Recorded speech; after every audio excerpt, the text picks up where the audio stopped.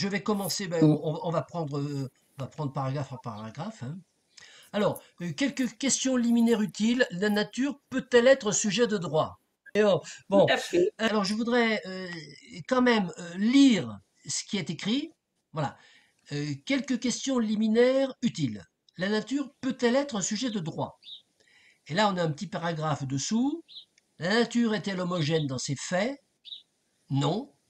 Cette idée est issue de l'opération de qualification universalisante, le naturalisme, produit par la culture occidentale dominante scientifique.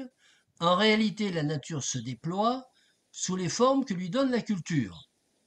Bon, alors ça, c'est les notes de Clara. Tout à fait. Et c'est le sujet du débat, de l'échange. Donc, chacun est appelé à intervenir par rapport à ça. Alors bon, moi j'ai envie déjà de dire deux ou trois choses là-dessus. Déjà la première phrase. La nature peut-elle être un sujet de droit? Bon, je pense qu'il y a beaucoup à dire là-dessus, mais avant, je voudrais revenir sur la phrase qui suit, c'est-à-dire la nature est-elle homogène dans ses faits? Et Clara nous dit non. Bon, c'est Clara qui le dit, on est bien d'accord, hein? Bon, Oui. voilà. Cette idée est issue de l'opération euh, de qualification universalisante produite par la culture. Donc, la nature, en fait, elle est homogène en fonction de ce que lui donne la culture. Enfin bon, voilà. Euh, je suis pas tout à fait d'accord pour dire que la nature n'est pas homogène. Alors j'ai bien compris ce que, enfin, l'idée de Clara ou son opinion, qu'elle a diverses formes, etc., etc. Euh, Moi, je crois qu'on peut soutenir le contraire, dire que la nature c'est un tout. Euh, la nature, voilà, je pense qu'on peut, alors on peut peut-être échanger là-dessus. Moi, je suis plutôt, alors sans y avoir vraiment beaucoup réfléchi, hein, étant pris à brûle pour point, parce que j'ai pas travaillé spécialement ces notes, mais entériner le fait que la nature n'est pas homogène, qu'elle n'est qu'un produit de la culture, ça me paraît pas évident comme ça en premier abord. J'aurais plutôt tendance, comme ça, spontanément, à dire le contraire, c'est la nature, c'est un tout, c'est absolument pas un produit de la culture, c'est quelque chose qui nous a imposé. Donc c'est la nature, c'est d'abord une contrainte. On est jeté dans la nature sans le voir, on y arrive. Bon, donc j'ai plutôt l'impression que c'est un tout. Après, la première question qui est extrêmement importante, parce qu'avant de savoir est-ce que la nature peut-elle être considérée comme un sujet, pose la question, la nature peut-elle être un sujet de droit? Alors Mhm. voilà une question qui est intéressante. Bien sûr. Alors, qu'est-ce que ça veut dire être un sujet de droit? Ça veut dire, est-ce qu'on peut légiférer sur la nature? Enfin, bon, c'est... bon, le débat est ouvert. Voilà comment moi je le vois. Bon. La question, je la reformule, est-ce qu'on peut légiférer sur la nature? Peut-on légiférer sur la nature? Alors, peut-on légiférer sur la nature? C'est une question qui, à mon avis, génère plusieurs autres sous-questions, hein. C'est-à-dire, quand on dit peut-on légiférer sur la nature, qui va légiférer? Qui va légiférer? Bon. Ensuite, légiférer, ça veut dire produire des lois. Qu'est-ce que c'est qu'une loi? Alors, une loi, alors je travaille là-dessus puisque je fais partie du cercle de un autre cercle, bon, c'est le cercle de renouvellement constitutionnel, où on travaille sur la loi, hein, sur disons, sur le fait législatif. Et notamment, alors, bon, pas faire une conférence sur la loi, mais il y a une caractéristique. La loi, elle a deux caractéristiques, de mon point de vue, toujours parce que on parle de mon point de vue, c'est qu'elle a un caractère universel et un caractère coercitif. Un caractère universel, c'est-à-dire qu'une loi, elle doit s'appliquer à tout le monde, sinon c'est pas une loi. Alors, bon, il existe des tas de lois, hein, loi programme, loi de finances, tout ça, c'est voilà, c'est au sens pur de la loi telle que je la conçois. Voilà, une loi, c'est qu'elle est universelle, elle s'applique à tout le monde.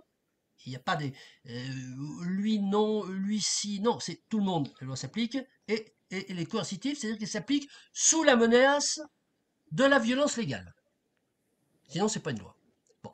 Donc, lorsqu'on dit la nature peut-elle être sujet de droit, ça veut dire est-ce qu'on peut légiférer sur la nature, est-ce qu'on peut écrire des lois qui concernent la nature? Qui va les écrire? Bon, je pose la question, a priori ça va être l'homme, enfin ça peut peut-être être quelqu'un d'autre, on ne sait pas, faut en débattre entre nous.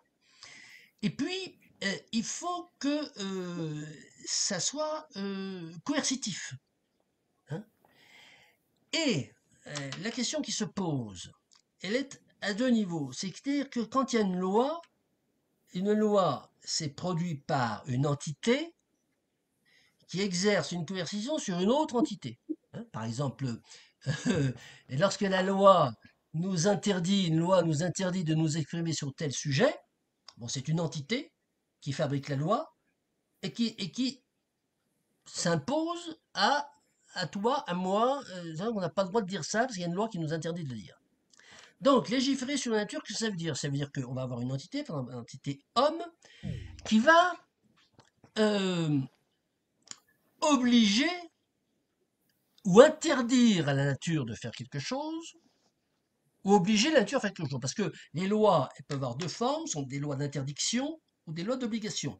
Une loi, elle peut soit interdire de faire quelque chose, soit obliger le sujet de la loi. Et là, on revient sur deux émissions.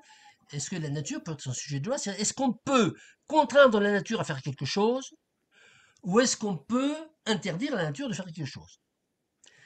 Sinon, et je sens poindre derrière déjà la première question, une confusion sur la notion de loi, c'est-à-dire c'est une loi qui s'appliquerait au législateur. Alors ça, c'est là quelque chose de nouveau. Un législateur qui écrit une loi pour se l'appliquer à lui-même. Bon, parce que, parlons clair, si l'homme écrit une loi sur la nature, il va dire, par exemple, je n'ai pas le droit de détourner un fleuve. Pas une loi, ça. C'est c'est- bon, c'est une loi qui concerne l'homme, qui ne concerne pas la nature, qui concerne l'homme. C'est-à-dire que l'homme s'interdit de faire certaines choses. Bon, dire les services de la DDE, de la Direction départementale de l'équipement, n'ont pas le droit de détourner un fleuve, c'est la même chose, de même nature que de dire euh, euh, celui qui s'exprime n'a pas le droit de parler des chambres à gaz, par exemple. Voilà, bon, c'est de même nature. Je prends exprès des exemples très provocateurs pour que ce soit très caricatural. Voilà. Bon, bon. Donc, ce que je veux dire, c'est qu'au départ, il faut déjà mettre au clair qu'est-ce qu'on appelle légiférer, qui légifère et pour qui. Mais là, dans la question qui nous est posée, c'est comment la nature peut demander sa défense. C'est pas elle qui est agressive, c'est elle qui est agressée. Tout à fait. Donc on est dans une autre partie du droit. Tout à fait. Alors, justement, sur cette Comment la nature interpelle un tribunal et dit j'ai un problème à régler avec l'homme. Alors, je voudrais porter un grain de sel. Avant de savoir c'est la nature, comment, de quelle façon elle peut interpeller, je pense que d'abord il y a une confusion sur la notion de droit. Je m'explique. On confond souvent loi et droit. Qu'est-ce que c'est une loi ne donne pas des droits. Voilà. Alors, donner des droits, c'est quelque chose qui est très employé. J'ai le droit de. Bon, il faut bien voir que ce n'est pas ce n'est pas un texte législatif qui donne un droit. Alors, je vais essayer de faire la clarté là-dessus. Si on dit j'ai le droit de faire ça, qu'est-ce que ça veut dire? Ça veut dire que ça n'est pas interdit. Bon, si c'est pas interdit, c'est pas la peine de dire que j'ai le droit.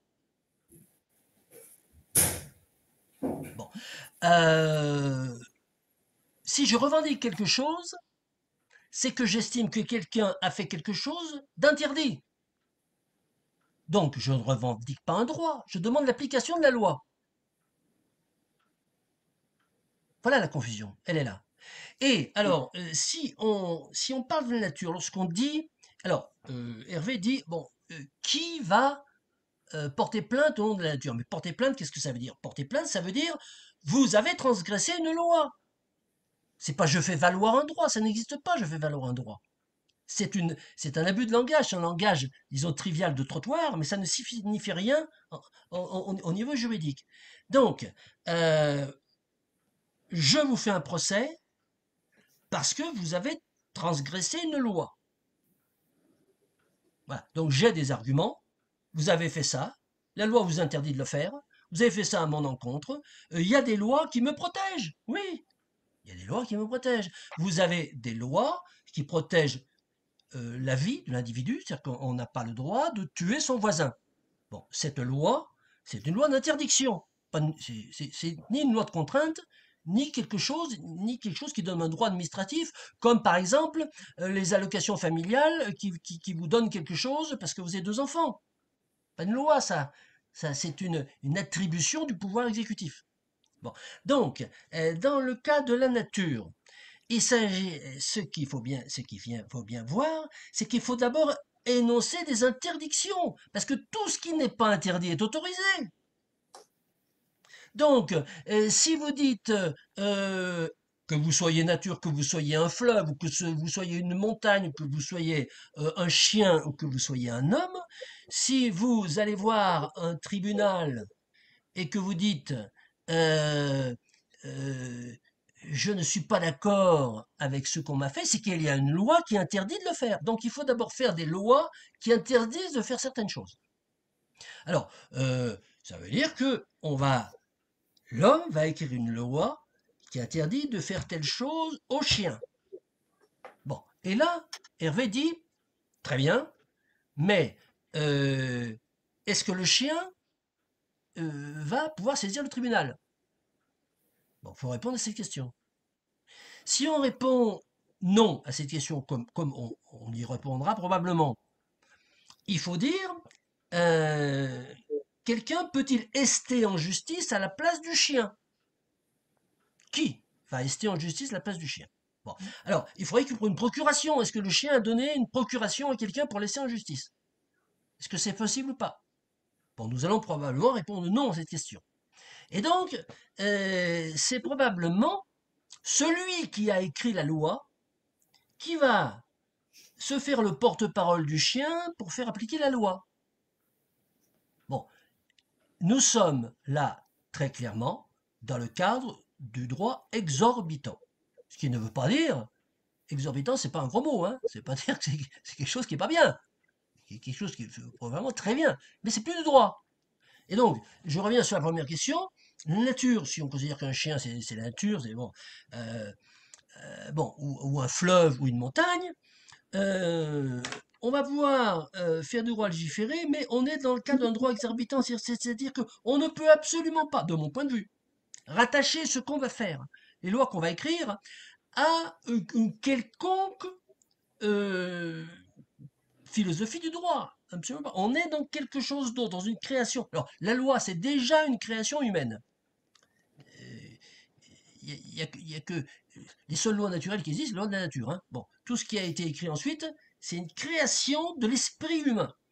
Et là, on est dans le deuxième niveau, c'est-à-dire que voilà, on est dans du droit exorbitant, ce qui ne veut pas dire qu'il ne fallait pas le faire. Alors, il y a déjà, lorsqu'on parle des choses qui existent, bon, on a par exemple en France la charte de l'environnement. Bon, la charte de l'environnement, elle fait partie du bloc constitutionnel. La Constitution française est composée de 4 textes.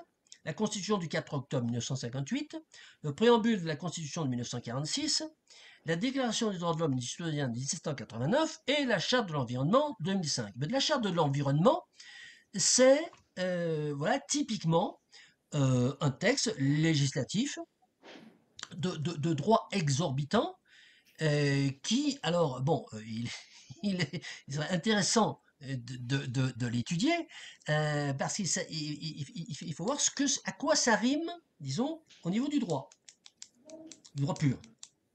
Alors, bon, tout ça pour introduire une notion qui me paraît importante, c'est une notion de droit que j'appelle exorbitant, mais qu'on peut appeler d'un autre mot, parce que ce mot n'est pas très intéressant, euh, mais qui crée euh,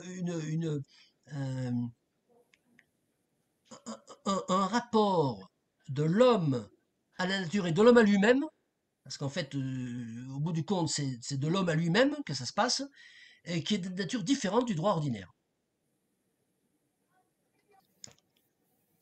Il me semble qu'il faudrait qu'il y ait un acte fondateur. À savoir que,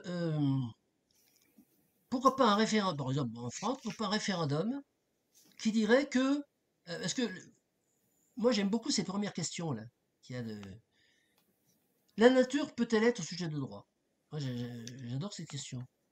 Ça peut être une question de référendum. La nature Mm. peut-elle être sujet de droit? Voilà, on décide bonne fois pour toutes que l'homme, enfin bon, que le citoyen français, si on fait un référendum français, va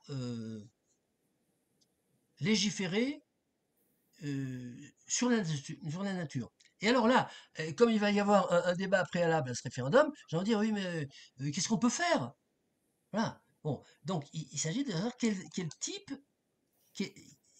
de loi on peut prendre. Parce que suivant les types de lois qu'on peut prendre, peut-être qu'il y a des gens qui, bon, une majorité qui va dessiner ou pas. Et du coup, ça ouvre une autre fenêtre, c'est que lorsqu'on dit, lorsqu'on pose la question, la nature peut-elle être sujet de droit?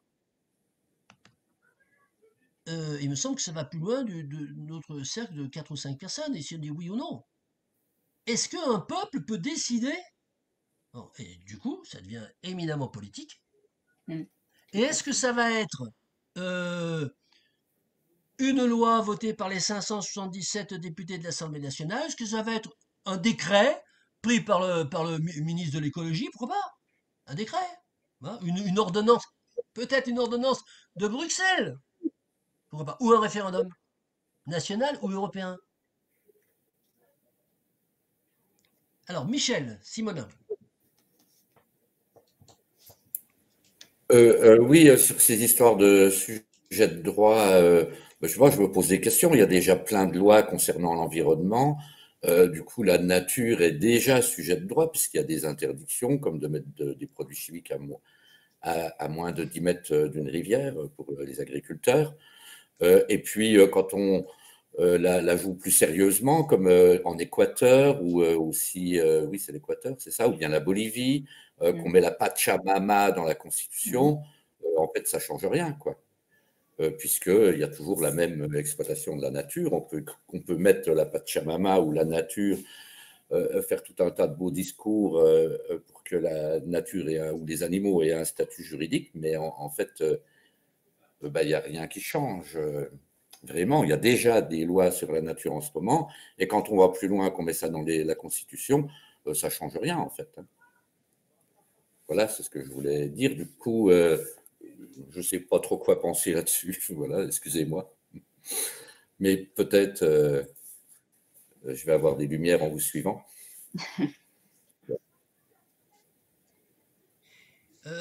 Michel, quand tu dis il y a déjà des lois, ça ne change rien, c'est que ce sont des mauvaises lois. Si une loi, si quand on prend une loi, ça ne change rien, c'est que cette loi est mal écrite. Ou que c'est pas une loi. Je revenais tout à l'heure. Bon, je vais parler tout à l'heure des lois qui n'étaient pas des lois. Euh, Il y a des lois où il n'y a pas de sanction. En termes juridiques, ça s'appelle des lois molles. Une loi programme, c'est une loi d'orientation, c'est pas une loi. Bon, donc on dit il y a déjà de juridiction dans la nature. Moi, je demande à voir. Je demande à voir euh, euh, les mots précis qui sont employés. Et est-ce que c'est une loi ou si c'est simplement une instruction? Voilà. Bon. Euh, lorsque lorsque l'État veut qu'une loi soit cursive, elle est cursitive, hein. Loi fiscale, bon, tu peux pas dire ça ne change rien. Si on t'augmente ta tranche, tu payeras. Tu peux pas dire ça ne change rien. Bon, donc une loi, lorsqu'on dit ah, on a pris des lois, ça change rien, mais ça veut dire, faut prendre des exemples. Hein, on ne peut pas s'en tenir à une déclaration comme ça aussi générale. Prendre un exemple, Hein. Bon, c'est que la loi, soit elle est mal écrite, soit elle n'est pas appliquée. Si elle n'est pas appliquée, il y a les tribunaux administratifs, hein, qui mettent en demeure les gens, les collectivités qui n'appliquent pas les lois. Non, d'un point de vue purement juridique, bien sûr que oui, qu'on peut écrire des lois extrêmement contraignantes qui empêchent l'homme, qui interdisent à l'homme, à n'importe quel homme, de faire un certain nombre de choses vis-à-vis de l'environnement. Bien sûr que oui. La réponse, elle est évidente. Encore faut-il, me semble-t-il, qu'il y ait un principe constitutionnel pour qu'on soit bien tranquille par rapport à ça, que ce soit pas une loi qui soit immédiatement retoquée ou annihilée par un lobby, comme on a vu la loi sur les nicotinoïdes là, pour les betteraviers de la Picardie. Bon, on avait pris la loi, et puis il y a le lobby des betteraviers qui a dit oui, mais si on nous enlève les nicotines, c'est fini, on va plus de rire. Hop, ils ont enlevé la loi. Bon, c'est pas des lois, ça. Des lois qu'on peut. Bon, est-ce qu'elles sont pas. Si elles sont axées sur des principes au-dessus des principes constitutionnels, bon, on ne peut pas les modifier comme ça. Donc ça pose le problème, loi, oui, mais ça pose aussi le problème de la sûreté de la loi. Ce qu'on appelle la sûreté juridique. Mm.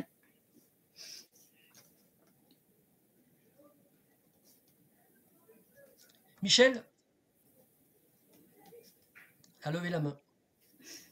Ah oui, oui, quand même, je suis assez d'accord avec tout ce que tu dis quand même. La loi pourrait, par exemple, une loi qui interdise les produits chimiques sur le territoire français, c'est possible, oui, oui. Mais est-ce qu'il y a besoin de faire toute une réflexion sur la nature, culture, sujet de droit? Non, c'est possible d'interdire les produits chimiques sur le territoire français.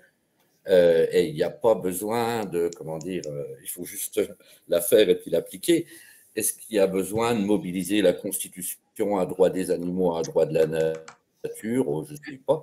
Mais en tout cas, c'est possible d'avoir une loi contraignante interdisant les produits chimiques sur un territoire, par exemple. C'est-à-dire que les lois actuelles sont insuffisantes, oui, et ce n'est pas pour ça que la loi perd sa pertinence. Voilà, c'est tout. Mais on est assez d'accord. Quand je parle de l'intérêt d'un principe directeur, d'un principe fondateur, c'est précisément pour que la loi ne puisse pas être changeante du jour au lendemain, je dirais d'une nuit à l'autre, par le biais de fluctuations de minorités ponctuelles ou d'influences ponctuelles. Si on a un principe inscrit dans la Constitution qui borne de façon très, très précise certaines atteintes à l'environnement. Bon, là, tu parles d'intérêt des produits chimiques, mais on était parti sur une vue beaucoup plus large de nature. Hein. C'était dire, voilà, on n'a pas le droit de toucher au fleuve, on n'a pas le droit de toucher aux montagnes, on n'a pas le droit de, voilà, choses comme ça. Bon. Donc, simplement, c'est ça, c'est une question, disons, d'hiérarchie du droit. Si on met en haut des principes qui ne peuvent pas être transgressés par la loi ordinaire, on se met à l'abri, justement, de modifications erratiques de la loi environnementale, comme on le voit actuellement, quoi.